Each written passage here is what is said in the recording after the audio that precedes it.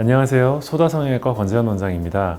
오늘은 중안면부에 대한 얘기를 좀 나눠보려고 합니다. 얼굴의 길이감에 대한 고민을 가지고 찾아오시는 분들은 저마다의 다른 특징들을 다 가지고 계신데요. 어떤 분들은 상안면부의 길이감, 어떤 분들은 중안면부의 길이감, 어떤 분들은 하안면부의 길이감에 대한 고민을 가지고 오십니다. 사실 환자분들 입장에서는 어느 부분의 길이가 긴 게 아니라 전체적으로 얼굴의 길이가 길기 때문에 저를 찾아오시는데요. 사실 안면윤곽 수술은 중안면부의 길이를 줄일 수는 없는 수술입니다. 중안면부의 길이를 뼈를 통해서 축소할 수 있는 유일한 방법은 양악수술이고요. 양악수술까지는 좀 부담스럽다 하는 분들은 코나 인중 등에 대한 개선을 통해서 해당 부분을 개선할 수 있겠지만, 기본적으로 안면윤곽 수술은 얼굴의 길이감의 원인이 중안면부에 있는 분들께는 분명한 한계가 존재하는 수술이기는 합니다. 몇 번 말씀을 드렸던 부분이긴 하지만 사실 얼굴이 짧아 보이고 작아 보이는데 중요한 부분은 입체감이거든요. 중안면부가 긴 분들의 경우에 앞쪽의 볼륨이 좀 부족해서 평면적인 경우들이 꽤 있습니다. 실제로 길이도 길지만 평면적인 느낌 때문에 더 길어 보이는 상황들이 생기는 거죠.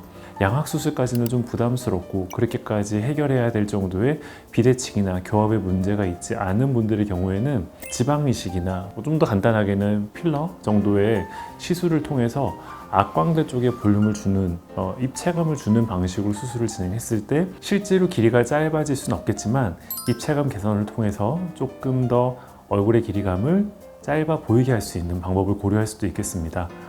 기본적으로 만약에 중안면부도 길고 하안면부도 길다, 이런 분들은 사실 안면윤곽 수술이 꽤 효과적입니다. 왜냐하면 하안면부의 길이를 안면윤곽 수술로 줄일 수 있기 때문이죠. 하지만 하안면부의 길이가 짧으면서 중안면부의 길이가 긴 분들도 계시거든요.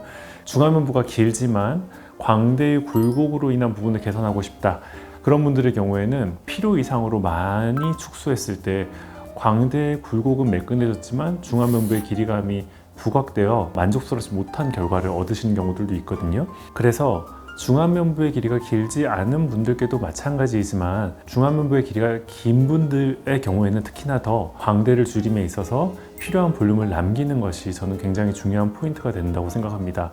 그리고 중안면부가 길면서 하안면부가 긴 분들의 경우에는 그래도 윤곽수술을 통한 효과를 얻을 수 있다고 말씀을 드렸지만, 턱 끝의 길이를 줄이는 데만 너무 집중해 버린다면 상대적으로 턱이 너무 짧아지면서 중안면부의 길이감을 부각시키는 비율적인 문제가 발생할 수도 있습니다. 그래서 턱의 길이를 줄인다 하더라도 비율적인 측면을 고려해서 필요한 만큼을 줄이는 것이 굉장히 중요한 부분이라 할 수 있겠습니다. 우리가 이상적으로 생각하는 얼굴의 비율이라는 게 분명히 존재하긴 합니다. 1:1:1 또는 요즘에는 1:1:0.8 이라고 얘기도 많이 하는데요. 사실 그 이상적인 비율을 모두가 쫓을 필요는 없고 또 쫓아가는 것이 현실적으로 가능하지도 않습니다. 얼굴이 긴 분들 같은 경우에는 어떻게든 조금이라도 더 길이를 많이 줄이는 데에만 집중을 하고 병원 상담을 다니시면서 단 1mm라도 더 줄여주겠다고 하는 병원들을 찾으시는 경우들도 종종 있어요. 숫자에만 너무 집중을 하시다 보면 전체적인 비율과 조화면에 있어서는 아쉬운 결과를 얻으실 수도 있거든요.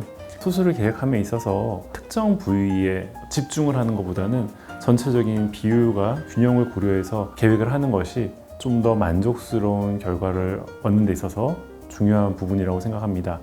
중안면부가 길지만 어떻게 하면 중안면부를 조금 더 부각시키지 않으면서 얼굴의 굴곡을 개선하고, 또 그런 와중에 하안면부의 폭이나 길이를 어떤 식으로 개선해서 전체적인 조화와 비율을 개선할지를 잘 고민해서 수술의 방향을 결정하시는 것이 좋겠습니다.